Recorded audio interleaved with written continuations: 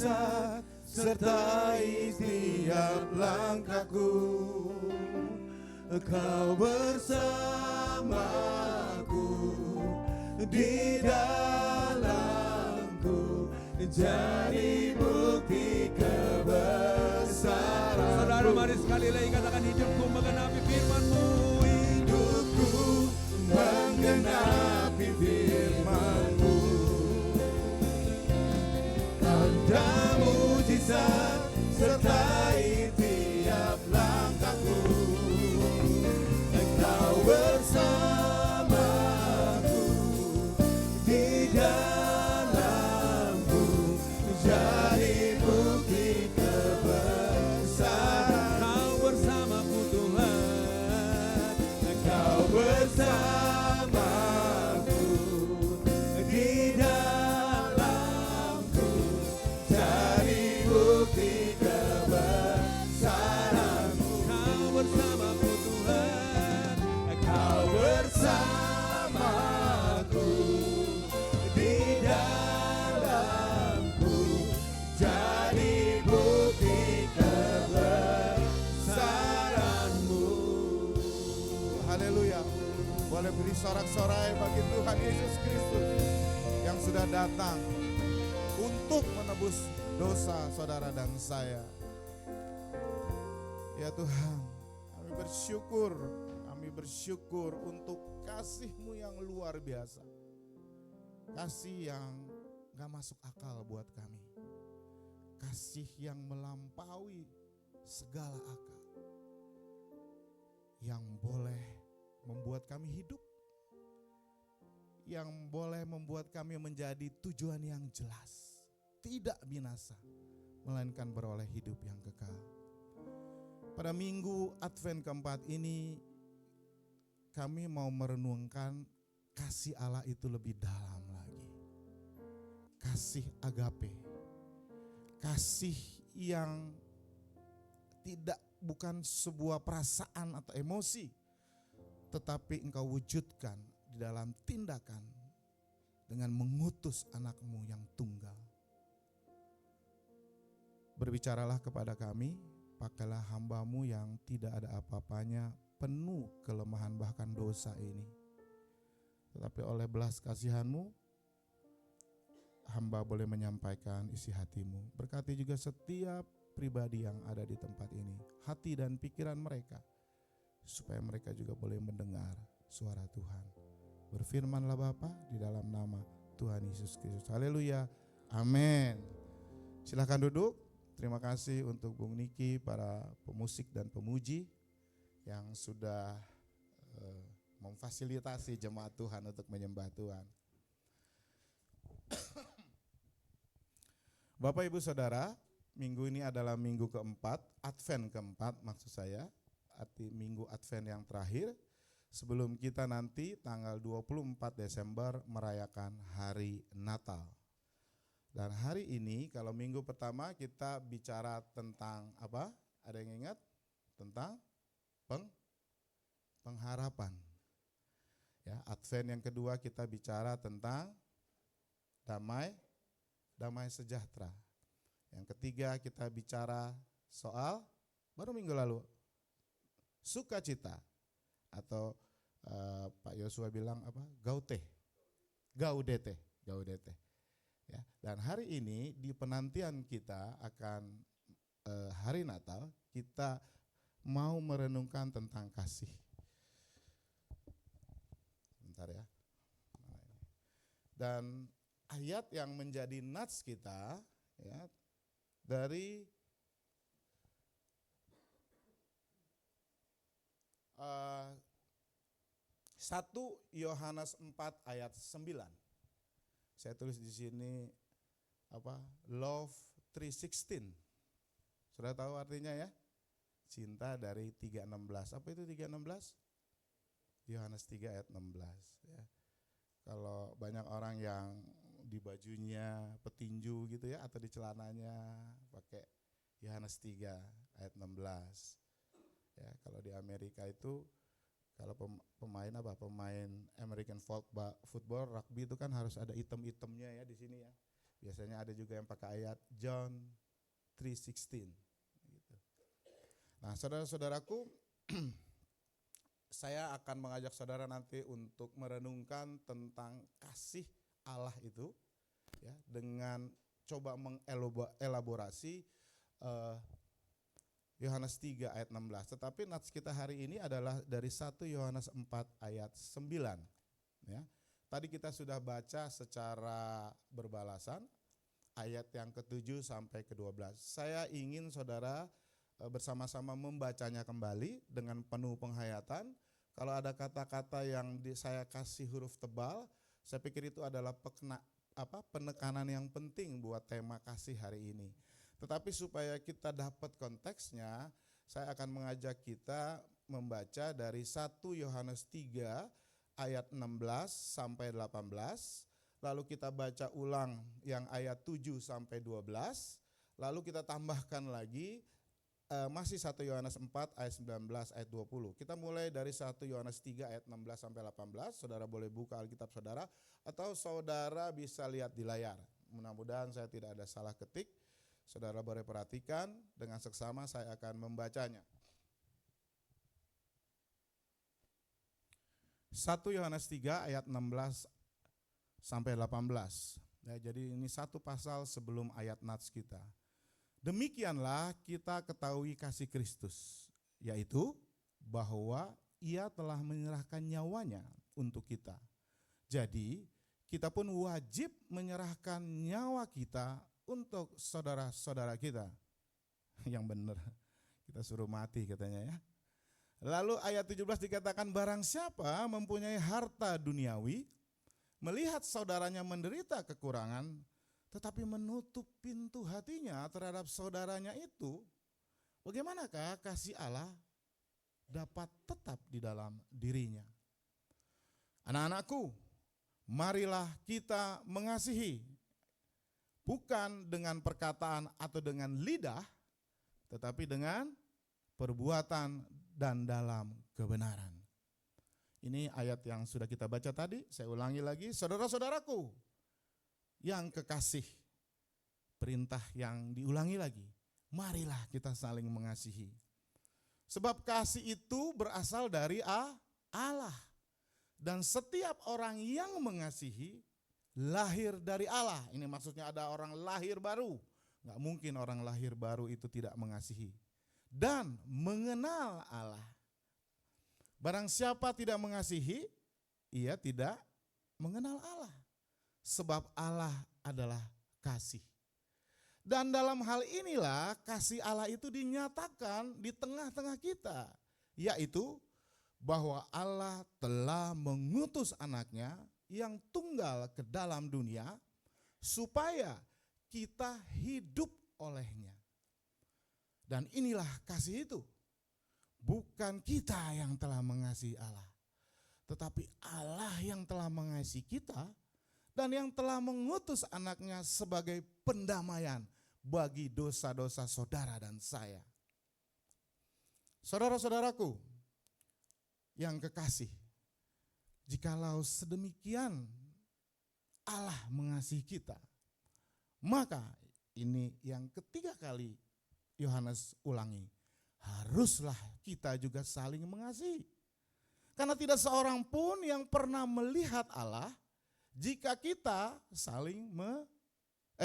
tidak melihat Allah, tetapi jika kita saling mengasihi, Allah tetap di dalam kita dan kasih-Nya sempurna di dalam kita. Kita mengasihi karena Allah lebih dahulu mengasihi kita. Dan jikalau seorang berkata, aku mengasihi Allah, dan dia membenci saudaranya, maka ia adalah pendusta. Karena barang siapa yang tidak mengasihi saudaranya yang di depan matanya, tidak mungkin mengasihi Allah yang tidak dilihatnya. Dalam hal inilah, ini yang menjadi nats kita, saya ulangi lagi, ya, ini akan jadi perenungan kita, 1 Yohanes 4 ayat 9. Dalam hal inilah kasih Allah dinyatakan di tengah-tengah kita, yaitu bahwa 1, Allah telah mengutus anaknya yang tunggal ke dalam dunia, supaya dikatakan kita hidup olehnya, yaitu oleh kasih Allah. Kasih Allah yang sudah mengutus anaknya. Saudaraku, jadi sesungguhnya apa kasih yang dimaksudkan oleh Allah? Kasih agape itu, saudara-saudaraku. Di dalam Alkitab sebenarnya kata kasih itu diterjemahkan dengan 4 kata. Yang pertama adalah agape. Agape itu adalah kasih ilahi. Kasih tanpa syarat yang didasarkan pada pengorbanan diri. Dan cinta agape itu tidak pernah tergantung kepada orang yang dicintai. Siapapun dia, maka dia layak untuk mendapatkan kasih. Dan ini adalah kasih yang ilahi. Tidak ada manusia yang bisa sepenuhnya mengasihi secara agape atau mengasihi agape. Yang kedua adalah filio. Nah, filio ini adalah kasih cinta karena saudara, karena persahabatan. Jadi cinta, kasih yang dibangun atas dasar relasi. Dan cinta filio ini bukan tanpa syarat. Karena kenapa? Ketika relasi hubungannya selesai, maka filio, kasih yang filio itu pun selesai. Yang kedua di dalam Alkitab, dalam bahasa Yunani ada storge. Storge itu didefinisikan sebagai kasih yang merupakan sebuah kasih yang alami. Kasih yang orang wajib mengasihi.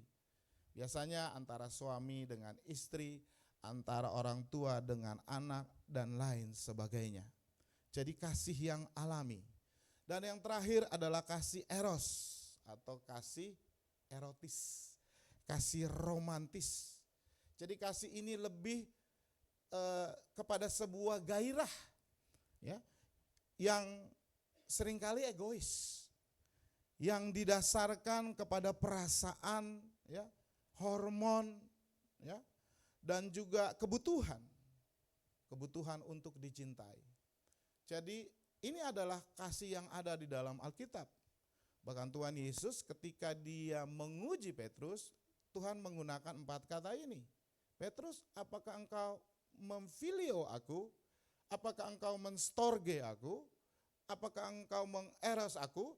Dan terakhir Tuhan katakan, apakah engkau agape aku?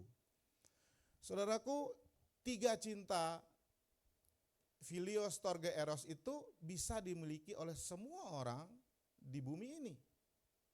Tetapi kasih agape hanya dimiliki oleh orang yang sudah mengenal Kristus. Karena sumber dari kasih agape ini hanyalah Kristus. Ya. Jadi di dalam ayat yang kita baca tadi,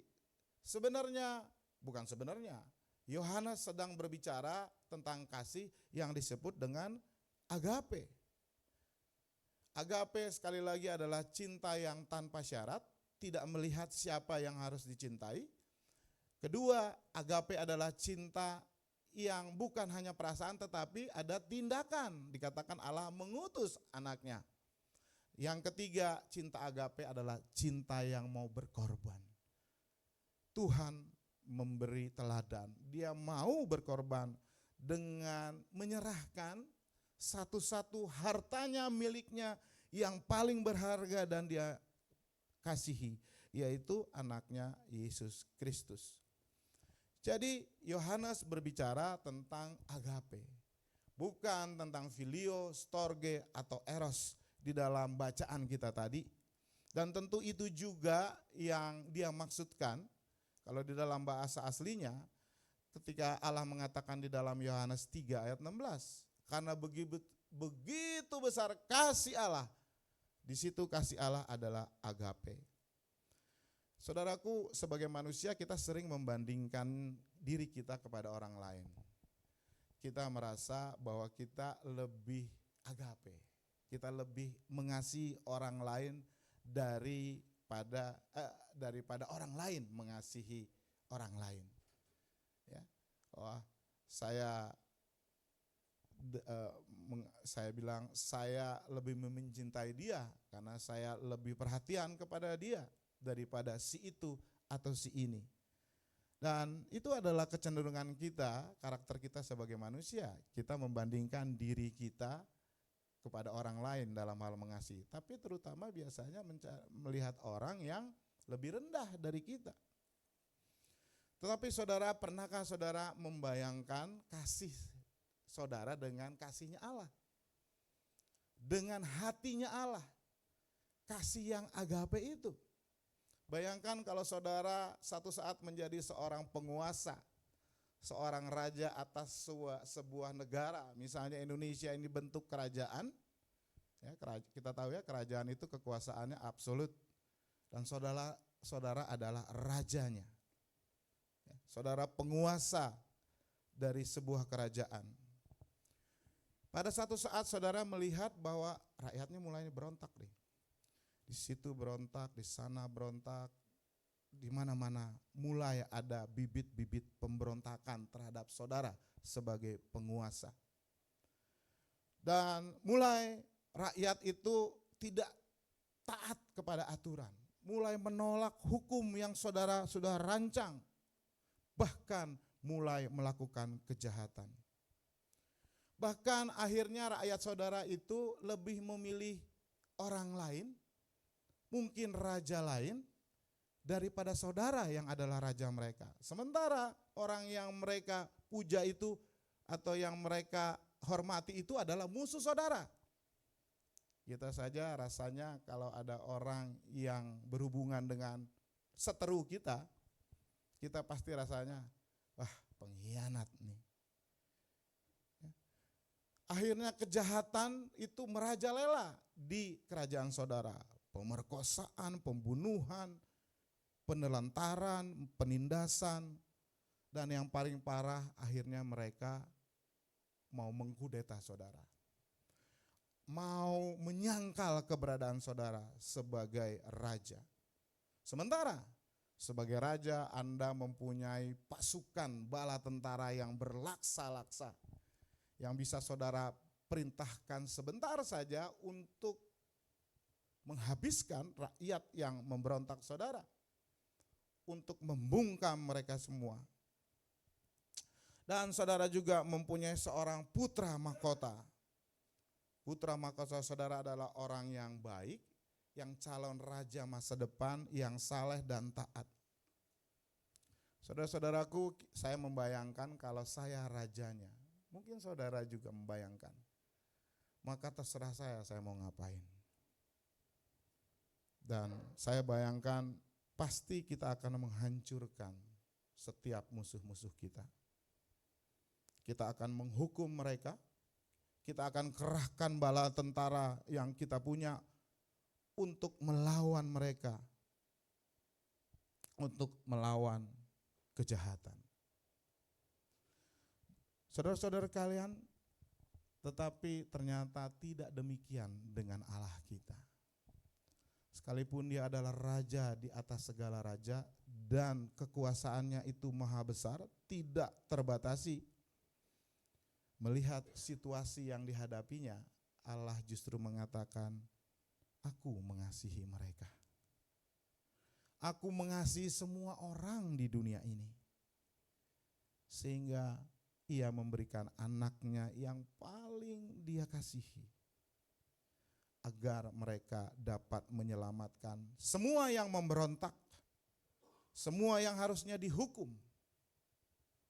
Dan ia menimpakan hukuman atas pemberontakan rakyatnya, bukan kepada rakyatnya yang memberontak, tetapi kepada anaknya sendiri. Hukuman yang pantas kita terima itu dialihkan kepada Yesus. Dan ia menyaksikan, Allah Bapa menyaksikan anaknya mati dengan cara yang mengerikan supaya kita bisa diampuni. Itulah kasih agape yang sesungguhnya, kasih agape yang real. Saudaraku, kalau tadi sebelumnya ada pertanyaan, apa itu kasih? Maka kita sekarang fokus ke kasihnya Tuhan. Kasih yang seharusnya sudah ada di dalam diri kita, yaitu kasih agape. Dan saya mau kita melihat dulu sebuah ayat yang luar biasa. Kalau Alkitab ini dari Kejadian sampai Wahyu diperas sehingga hanya keluar satu ayat, maka ayat yang keluar adalah ayat ini. Yohanes 3 ayat 16. Saya percaya mungkin hampir semua di ruangan ini juga hafal ayat ini. Betul ya? Karena ini adalah inti dari seluruh isi Alkitab. Dikatakan karena begitu, ayo kita sama-sama ya. 1, 2, 3. Karena begitu besar kasih Allah akan dunia ini, sehingga Dia telah mengaruniakan anaknya yang tunggal, supaya setiap orang yang percaya kepadanya tidak binasa, melainkan beroleh hidup yang kekal. Saudara, untuk mengerti kasih agape ini, sejenak saya ingin mengajak saudara merenungkan di kata ini. Saudara-saudaraku, sebenarnya setiap hamba Tuhan yang berkhotbah tentang ayat ini, rasanya udah kehilangan kata-kata yang tersisa untuk berkhotbah. Karena kata-kata dari ayat ini sudah begitu luas, dalam dan padat, betul? Tetapi saya mencoba kita untuk merenungkan dengan memilah-milah dan mengelaborasi lebih dalam lagi. Karena hari ini kita berbicara tentang kasih Allah, kasih agape yang akarnya adalah di ayat ini. Ya, tentang kasih agape. Saya melihat ada 7 kebenaran yang luar biasa dari ayat ini yang sudah saya tebal-tebalkan di situ. Yang pertama adalah dikatakan kasih Allah itu adalah melimpah ruah. Dikatakan pada kata begitu besar. Mungkin saya mau mengganti alamat begitu besar, kata begitu besar dengan karena teramat sangat kelewat begitu besar kasih Allah akan dunia ini. Kata begitu besar ini merujuk kepada penderitaan yang dialami oleh Yesus Kristus di kayu salib. Kesengsaraan yang Dia alami selama Dia datang ke dunia ini. Allah mengasihi kita dengan cara yang istimewa, yang begitu teramat sangat kelewat besar mengasihi kita, sehingga Dia melakukan sesuatu. Jadi kasih agape adalah harus disertai dengan tindakan. Allah menyatakan cintanya kepada kita dengan tindakannya, yaitu mengutus anaknya. Filipi 2 mengatakan bahwa Allah itu merendah serendah-rendahnya untuk menjadi manusia. Karena apa? Karena begitu luar biasa kasih Allah kepada kita. Yohanes mengatakan di dalam 1 Yohanes 3 ayat 1 dikatakan betapa besarnya kasih Allah yang telah diberikan kepada kita. Allah mengatakan aku sangat mencintai kamu. Dan kemudian Dia membuktikannya dengan melakukan sesuatu. Paulus katakan dalam Roma 5 ayat 8, Allah menunjukkan kasih-Nya ketika kita belum sadar kalau kita ini berdosa. Ketika kita masih berdosa, bahkan asik berlumpur dalam kubang dosa, Kristus telah mati bagi kita. Jadi yang pertama, kata begitu besar itu melambangkan betapa melimpah ruahnya. Sangat cukup bagaikan air terjun yang mengalir dari pegunungan terus sampai masuk ke samudera raya. Begitu melimpah. Kasih Allah itu tidak masuk akal bagi logika manusia yang pelit. Artinya kasih manusia itu sangat terbatas. Tetapi Tuhan kita tidak perhitungan. Dia memberi kemurahan yang tak terbatas. Yang kedua, saudara-saudaraku, di dalam ayat ini kasih Allah itu sangat luas, artinya sangat tidak terbatas. Dan ini bisa kita lihat dari kata yang kedua, yaitu akan dunia ini. Bahasa Yunaninya adalah kosmos.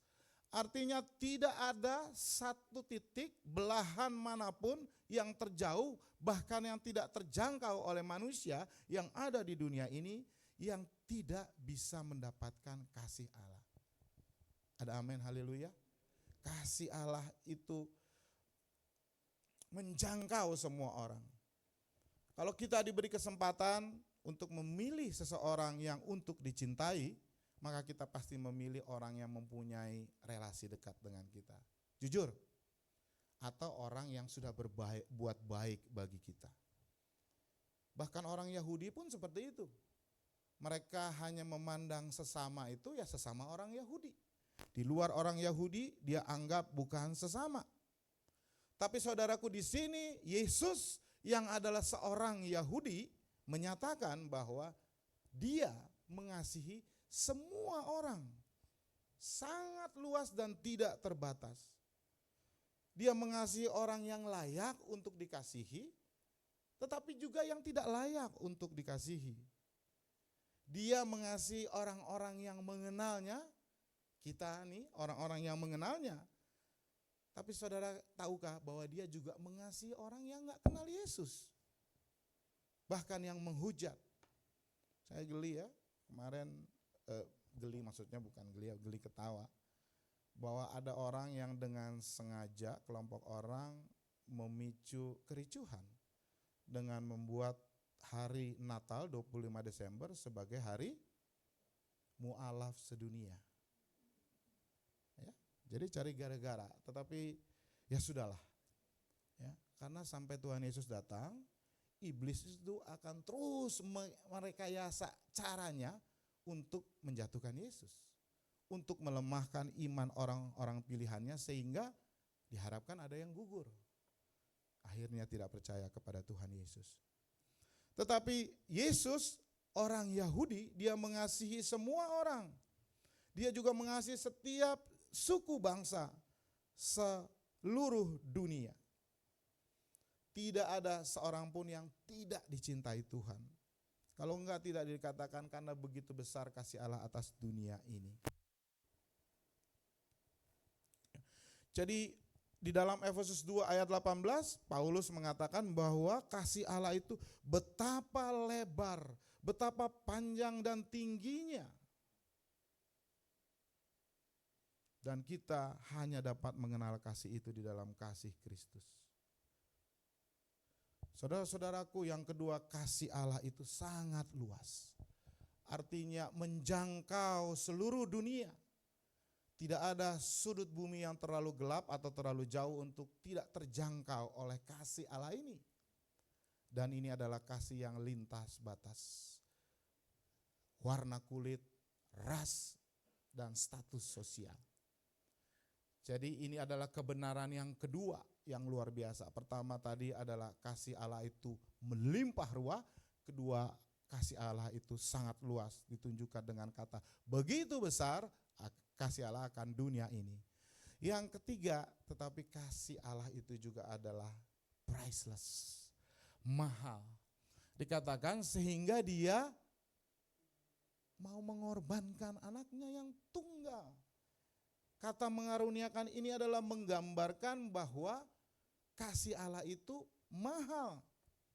Kasih Allah itu gratis, amin. Cuma-cuma. Tetapi cuma-cuma bagi kita, namun bagi Allah itu sangat mahal harganya. Karena kasih itu mengorbankan apa yang dia miliki yang paling tinggi dan besar. Saya bayangkan Allah ketika melihat manusia yang semuanya sedang berjalan beramai-ramai menuju kebinasaan, hatinya penuh dengan kesedihan. Timbul kasih dalam hatinya. Lalu di surga dia berpikir, apa ini yang harus saya lakukan? Tentu di surga dia punya segalanya. Emas, perak pasti ada. Semua yang berharga itu ada. Ya. Dia siap mengorbankan itu semuanya untuk supaya manusia nih, rombongan manusia ini tidak masuk ke dalam jurang. Setelah dia melihat surga, harta yang paling berharga adalah anakku sendiri. Sehingga dia mengaruniakannya. Ya, dia mengatakan kepada anaknya, inilah yang akan aku lakukan. Aku akan mengirim kamu ke sana untuk menjadi manusia dan menjadi korban penebusan dosa dari orang-orang yang banyak ini yang sedang berjalan menuju kebinasaan. Dengan kata lain, disinilah Allah menyampaikan kasih-Nya kepada kita. Roma 8 ayat 32 mengatakan, Ia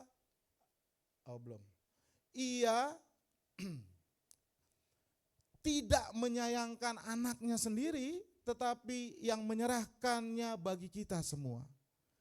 Bagaimana mungkin Ia tidak mengaruniakan segala sesuatu kepada kita bersama-sama dengan Dia? Saya suka dengan kata-kata Paulus ini. Tidak menyayangkan anaknya sendiri.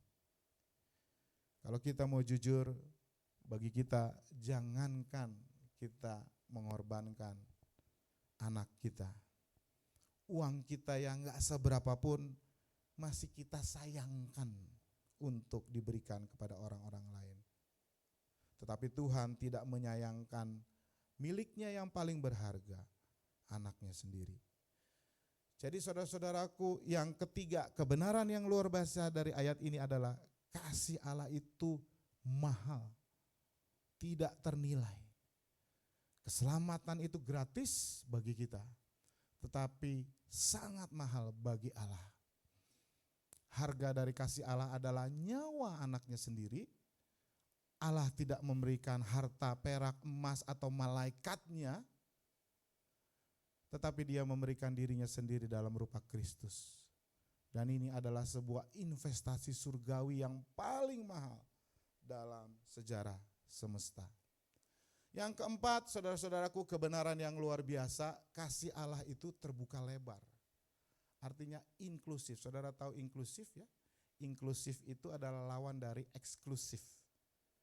Ya, kita orang-orang Kristen ini harus inklusif. Artinya kita mau bergaul dengan semua orang dari berbagai macam agama. Betul ya? Ya, kita tidak boleh membatasi seperti sekelompok orang yang sangat membatasi dengan orang beragama lain. Bahkan mengucapkan kata hari raya, selamat, ataupun menyentuh pun tidak boleh. Kita enggak gitu. Kita itu inklusif. Karena kasih Allah adalah kasih yang inklusif. Yang terbuka lebar. Dikatakan supaya setiap orang. Saudara bayangkan kalau kata setiap orang ini dirubah supaya orang Yahudi. Berarti eksklusif. Ya toh? Kalau dikatakan supaya orang Kristen, berarti kasih Allah tidak inklusif tapi eksklusif. Tetapi tidak, dikatakan supaya setiap orang. Jadi kasih Allah itu adalah terbuka lebar, setiap orang atau barang siapa itu dapat merasakan kasih Allah. Semua orang itu dikasih Allah tanpa kecuali. Enggak peduli siapa mereka, bahasanya apa, rasnya apa, warna kulit, latar belakang. Semuanya adalah dikasih Allah. Semuanya itu dijangkau oleh kasih Allah. Itu sebabnya kata setiap orang ini boleh diganti dengan nama siapa saja. Supaya Renaldo Panggabean tidak binasa. Supaya Neil tidak binasa.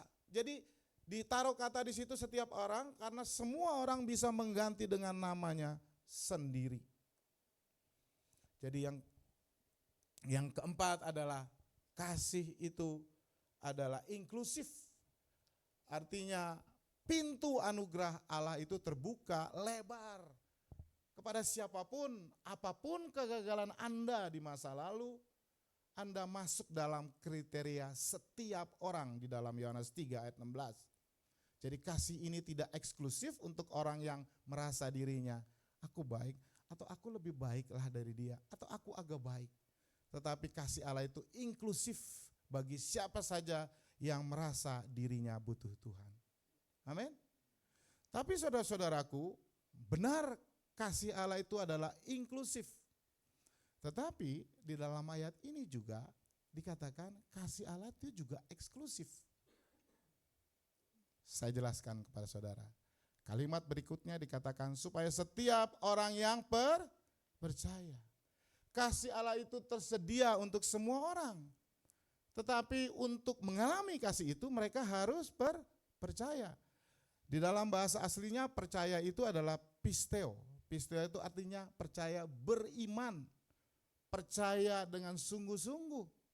Saudaraku, mungkin kita di sini ada berapa? 30 orang, 40 orang. Di tangan saya ada tiket 21, 100 untuk saya bagikan kepada saudara semua. Nonton film agak lain 2 misalnya. Cukup enggak? Cukup. Berarti tiket yang saya miliki ini cukup untuk membuat saudara nonton pada siang hari ini.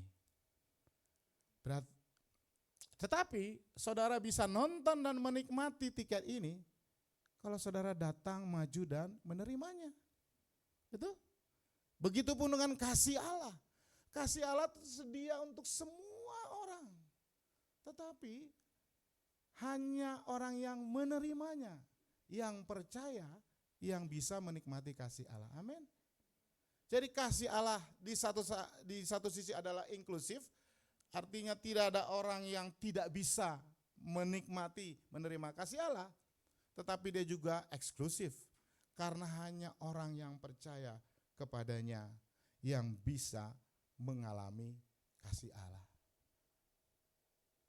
Yohanes 3 ayat 18, tadi ayat 16 ya, ayat berikutnya, 2 ayat berikutnya mengatakan barang siapa yang percaya kepadanya tidak akan dihukum, tetapi barang siapa yang tidak percaya, ia berada di bawah hukuman. Karena apa? Karena dia enggak percaya nama anak tunggal Allah. Jadi saudara-saudaraku, kasih Allah itu kebenaran yang kelima adalah yang eksklusif. Meskipun kasihnya ditawarkan kepada semua orang, manfaat dari kasih itu bersifat eksklusif, yaitu hanya bagi mereka yang memilih untuk percaya. Jadi keselamatan itu tidak terjadi secara otomatis. Harus ada respon iman. Tetapi percaya di sini, pisteo tadi bukan sekedar tahu secara intelektual. Banyak orang Kristen sekarang yang beriman, tetapi mengenal Tuhan, tapi bukan pisteo. Tapi ya hanya tahu aja, sekedar tahu aja secara intelektual. Tetapi dalam hidupnya tidak mengandalkan Yesus sepenuhnya sebagai satu-satunya jalan keselamatan. Jadi saudaraku, kebenaran yang kelima, kasih Allah itu adalah eksklusif. Saudara-saudaraku, dua kebenaran yang terakhir. Kebenaran yang benar adalah kasih Allah membebaskan. Dan ini terwakili di dalam kata, setiap orang yang percaya kepadanya, apa dikatakan? Tidak binasa. Berarti secara umum orang itu pasti binasa, saudara-saudaraku. Jadi kasih Allah ini adalah kasih yang memberikan sebuah pengecualian bagi orang-orang yang binasa ini. Yaitu kalau mereka percaya, mereka tidak binasa.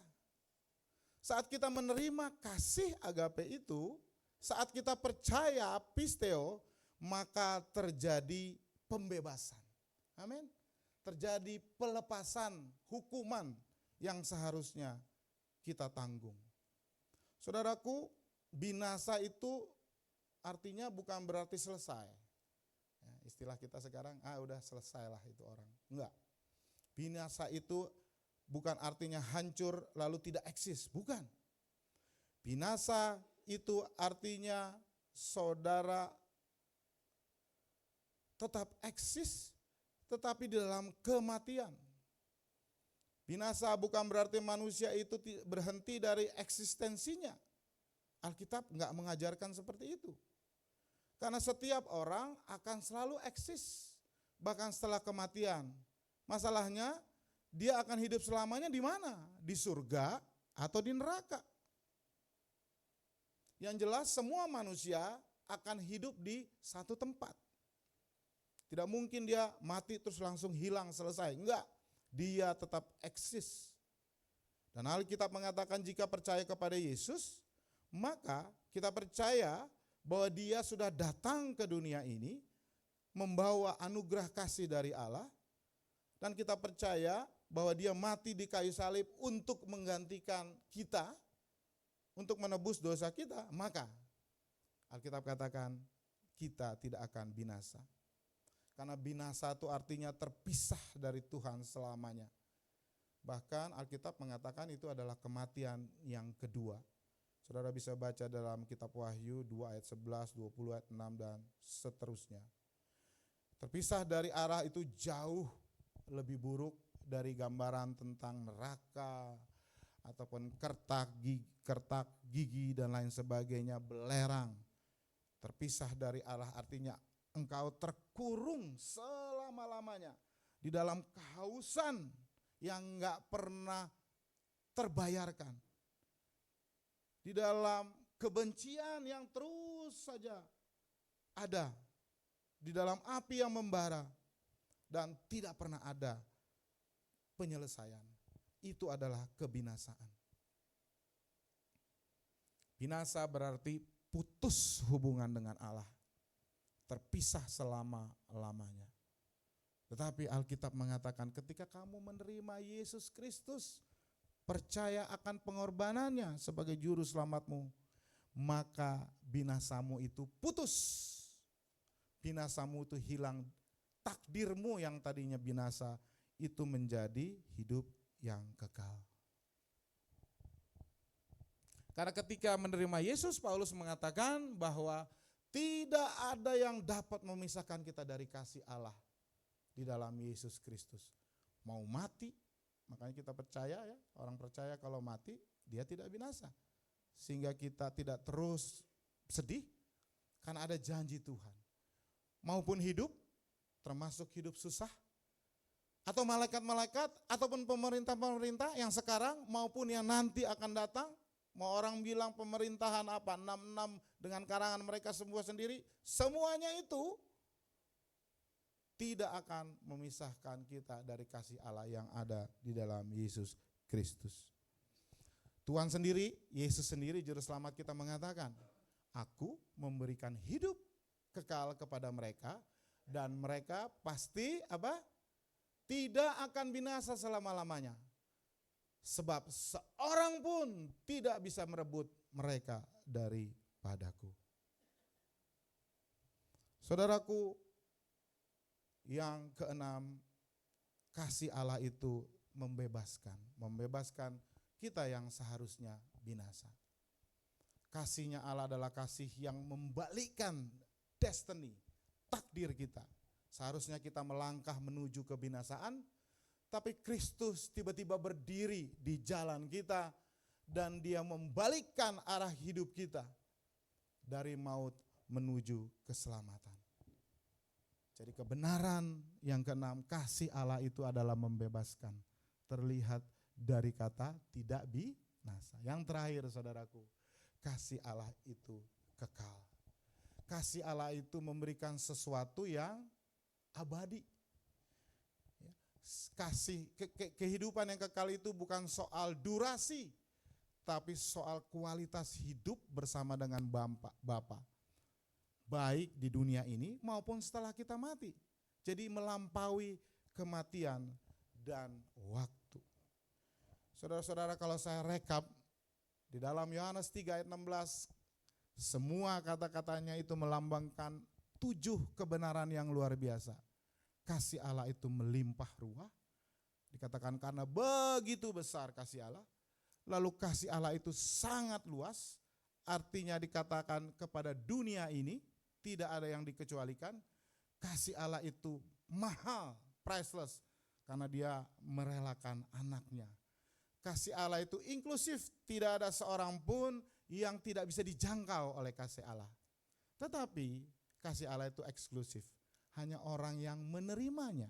Setiap orang yang menerimanya yang dapat merasakan kasih Allah. Dan kasih Allah itu membebaskan kita dari kebinasaan. Dan yang terakhir, kasih Allah itu kekal. Saudaraku, sebagai penutup kembali lagi ke ayat kita. tadi kita udah bahas panjang dan lebar tentang kasih agape itu. Jadi dikatakan di sini dalam hal inilah kasih Allah telah dinyatakan di tengah-tengah kita, bahwa yaitu Yesus telah mengutus anaknya yang tunggal. Kita sudah mengerti tadi kasih Allah itu. Tetapi hal yang kedua yang paling penting dari ayat ini adalah supaya kita hidup olehnya. Nah, ini adalah pertanyaan buat kita. Kalau kita merasakan agape, maka kita hidup olehnya. Apa artinya kita hidup olehnya? Tentu yang pertama adalah bahwa kita hidup karena Kristus sudah menebus kita. Amin. Kapan itu mulainya? Sejak engkau menerima Yesus sebagai Tuhan dan Juru Selamat di dunia ini, pada saat itulah saudara sudah hidup olehnya. Saudara sudah pasti menerima hidup yang kekal. Sampai saudara mati atau sampai Tuhan Yesus datang yang kedua. Tetapi hal yang kedua adalah hidup olehnya dikatakan juga bahwa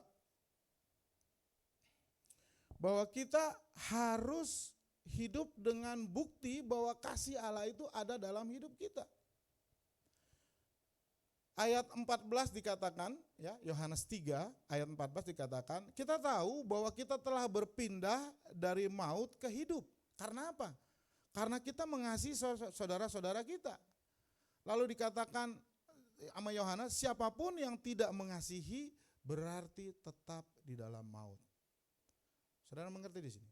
Kita sudah pindah dari maut kepada hidup karena Kristus, yaitu Allah yang telah mengutus anaknya. Tetapi supaya dikatakan kita harus hidup dalamnya, kalau kita punya kasih satu sama lain. Tapi kalau kita tidak bisa mengasihi satu sama lain, sesungguhnya kita masih tetap dalam kematian. Ketika kita mengatakan kita ini sudah lahir dari Allah, lahir baru, tetapi kita tidak bisa mengasihi, maka sesungguhnya kita ini sedang berasumsi bahwa kita sudah lahir baru. Karena realitasnya saudara tidak bisa mengasihi.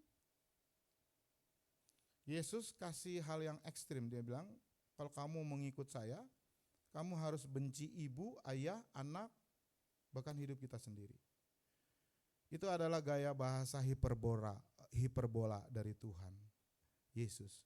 Bukan berarti kita harus memiliki perasaan benci terhadap keluarga kita. Tetapi maknanya bahwa kita harus bersedia melepaskan segala sesuatu untuk orang lain, untuk mengasihi orang lain. Kasih agape, kalau kita sudah mengalami, maka itu akan mendorong kita hidup dalam kasih, bertindak dengan kasih. Itulah yang disebut supaya kita hidup olehnya. 1 Yohanes 3 ayat 16 dikatakan, demikianlah kita ketahui kasih Kristus bahwa ia telah menyerahkan nyawanya untuk kita, jadi kita pun wajib menyerahkan nyawa kita kepada saudara-saudara kita. Pada hal-hal tertentu mungkin Yohanes maksud secara harafiah, bahwa satu saat mungkin kita harus menyerahkan nyawa kita. Tetapi paling tidak saudara-saudaraku, ayat 7 itu mengatakan, memperjelas lagi yang lebih real, bahwa kalau kita punya harta duniawi, melihat saudara menderita kekurangan, tapi menutup pintu hatinya, maka bagaimanakah kasih Allah tetap dalam kita. Jadi Yohanes memberikan sebuah contoh yang praktis. Saudara-saudaraku, jadi sudahkah kita hidup oleh kasih agape itu? Kita aja di komunitas seringkali banyak friksi ya. Hanya soal miskom, lalu keluar kata-kata yang itu kasih. Itu orang yang sudah lahir baru. Begitukah? Firman Tuhan bilang enggak begitu. Musuh aja harus dikasihi. Jadi kita sebagai anggota keluarga, hubungan dengan suami, istri, anak, harus memeriksa apakah kasih agape itu ada dalam hati kita. Sebagai komunitas ya, di dalam gereja ya, ketika kita terlalu overreaktif, marah, kita baper, kita mesti bertanya, apakah Allah itu tinggal dalam hati kita? Apakah kita benar-benar enggak sih kita sudah mengalami kasih agape? Atau mungkin ternyata kita ketika kita mengatakan aku mengalami kasih Allah, kita sedang halu, kita sedang berhalusinasi karena tidak ada kelihatan dalam hidup kita. Saudaraku, saya minta waktu sedikit lagi aja. Ya, ini ada sebuah film judulnya The Bridge. Nanti lampunya boleh dimatiin sedikit, cuman sekitar 9 menit. Yang bercerita tentang seorang ayah yang memiliki seorang anak. Ayahnya ini adalah seorang penjaga kereta api, rel kereta api. Jadi ada jembatan kereta api yang bawahnya laut, kapal itu lewat. Sehingga dia harus buka, tutup. Kalau kereta mau datang, maka tugas si ayah ini adalah menutup jembatan itu. Dan pada suatu saat dia dihadapkan kepada satu pilihan, mau buka jembatan itu atau tutup. Nah, untuk selanjutnya saudara bisa saksikan di film ini. Nah, lampunya boleh diredupin sedikit.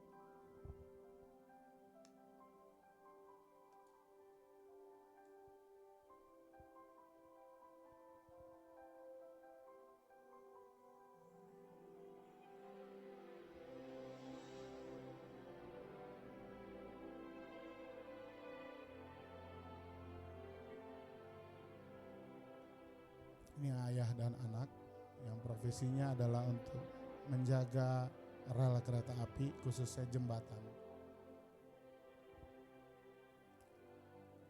Anaknya juga jadi suka soal kereta api.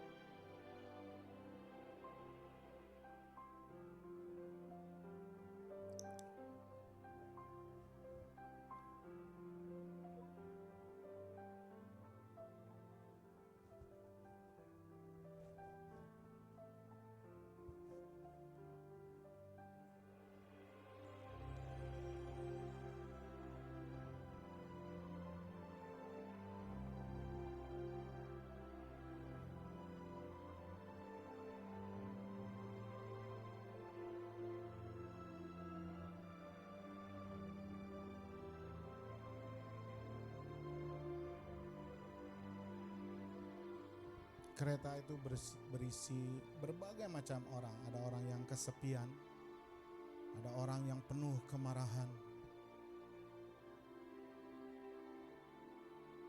ada juga orang yang egois, tidak peduli sama orang lain.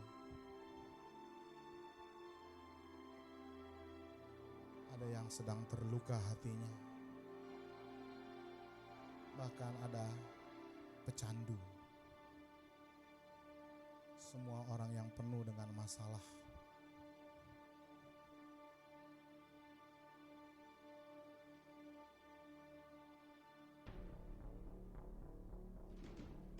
Satu saat tiba-tiba kereta yang mau lewat itu terlalu cepat datangnya.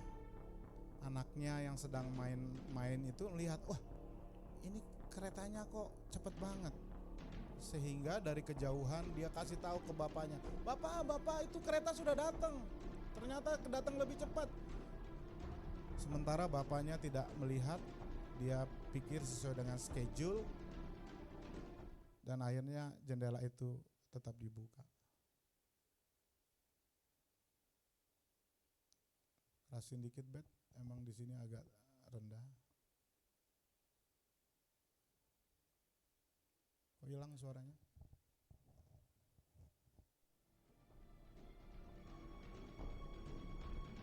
Akhirnya bapaknya lihat, oh iya.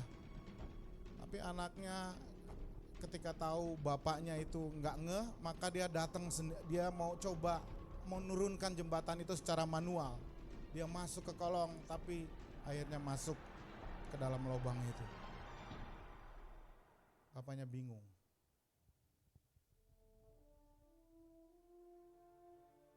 Kereta sudah hampir dekat jembatan.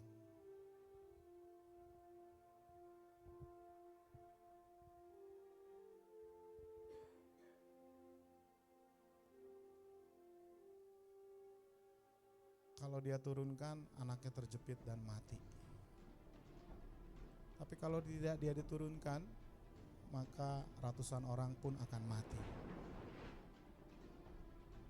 Dia bingung, dia berteriak-teriak memanggil anaknya, tapi anaknya udah kepleset jatuh ke bawah.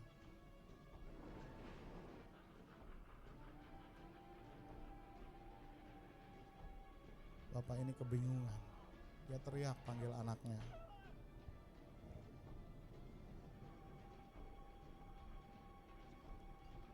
Dan apa yang dia putuskan? Dengan sangat berat hati, dia menurunkan tuas jembatan itu.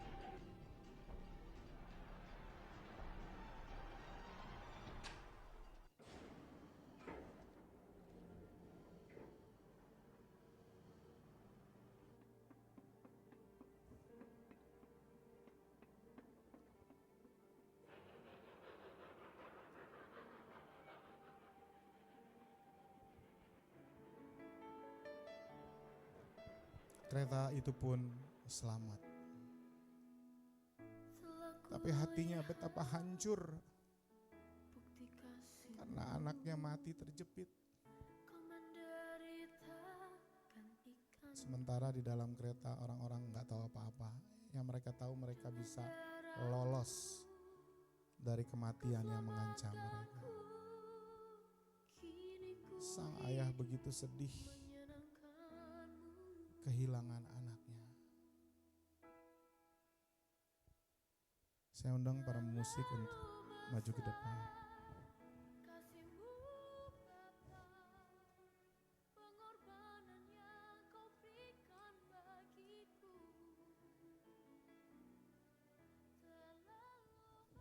Saudaraku, kalau saudara jadi ayah dalam film itu, apa yang saudara lakukan? Kalau saya nggak tahu apa yang akan saya lakukan. Kalau saya berada pada situasi itu, pasti saya benci dengan keadaan itu. Tapi saudaraku, saya tahu apa yang Tuhan lakukan. Alkitab mengatakan Tuhan tidak menyayangkan anaknya sendiri. Dia membiarkan rel kereta api itu diturunkan agar gerbong kereta dengan berbagai macam orang yang jumlahnya besar itu bisa lewat. Dan saudaraku, sesungguhnya saudara dan saya ada di dalam kereta itu. Kita ada di kereta itu. Tetapi Allah tidak menyayangkan anaknya sendiri. Dia menyerahkan anaknya agar kita dapat diselamatkan. Kasih Allah itu melimpah ruah, sangat luas, sangat mahal harganya. Dan dia menjangkau setiap kita. Saudaraku, yuk kita nyanyiin lagu yang tadi ya. Lagu yang ada di film tadi. Telah kulihat bukti kasih-Mu, Kau menderita gantikanku. Dengan darah-Mu Kau selamatkanku. Kini ku hidup menyenangkan-Mu. Katakan terlalu besar, terlalu besar kasih-Mu Bapa, pengorbanan yang Kau berikan bagiku. Terlalu mahal darah-Mu Yesus, tercurah untuk menebus hidupku. Mari saudara, dengan sepenuh hati kita nyanyikan lagu ini dari awal. Yang pertama, yang wanita saja nyanyikan. Telah kulihat bukti kasih-Mu, Kau menderita gantikanku.